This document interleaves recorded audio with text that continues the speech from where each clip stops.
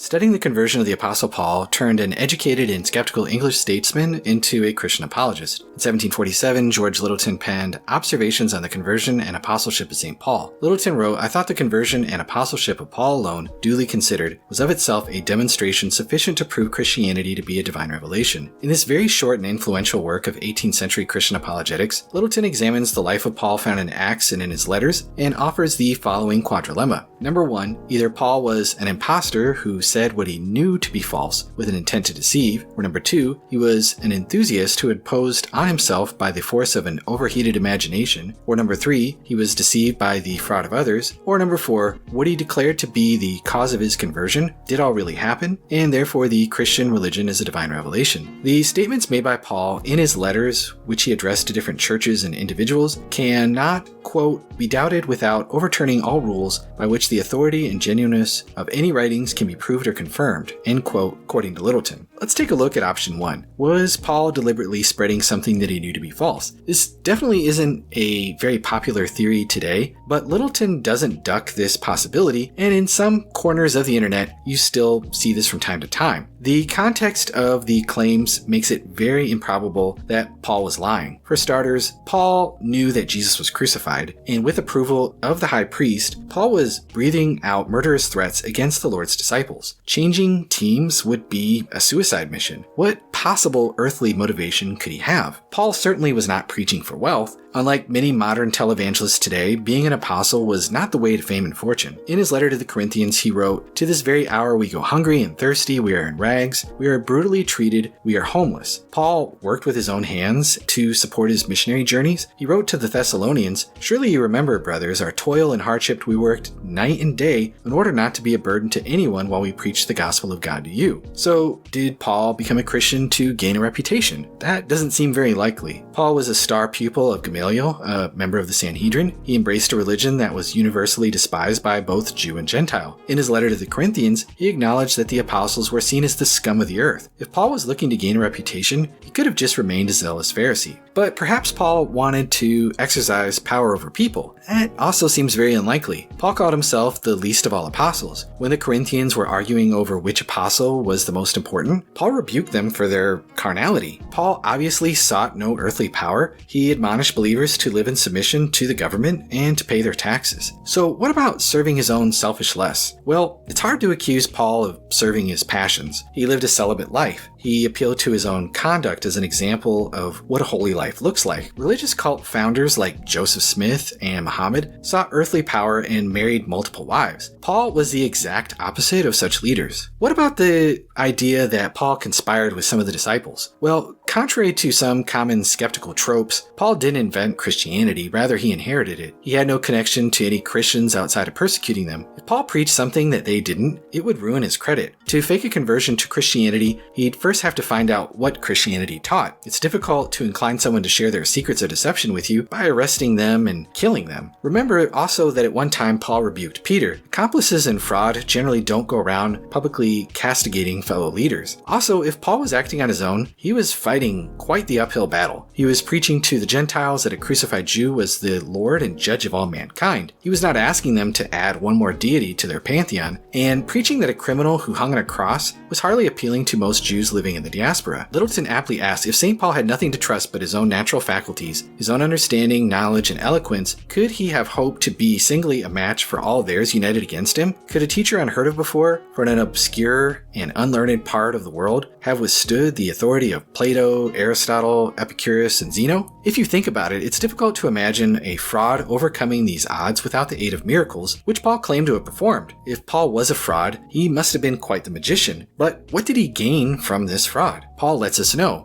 5 times I received 40 lashes minus 1 from the Jews. 3 times I was beaten with rods. Once I received a stoning. 3 times I was shipwrecked. I spent a night and day in the open sea. On frequent journeys, I faced dangers from rivers, dangers from robbers, dangers from my own people, dangers from Gentiles, dangers in the city, dangers in the wilderness, dangers at sea, and dangers among false brothers, toil and hardship, many sleepless nights, hunger and thirst, often without food, cold, and without clothing. It is pretty much next to impossible to argue that Paul was a fraud. That's going to do it for this particular video. We've looked at the fraud option. In the next video, we're going to consider the 2 options of whether or not Paul was mistaken and see if those carry more weight. Thank you for watching.